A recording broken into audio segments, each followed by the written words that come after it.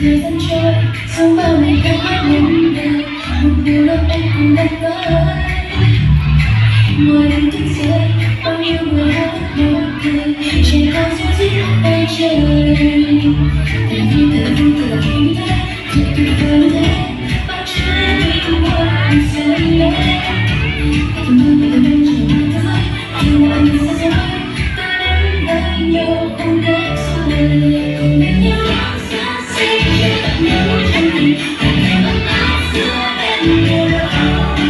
tình trời không biết ta rơi đến thiên thần bên phía trời người ta cùng nhau xa xinh xa xinh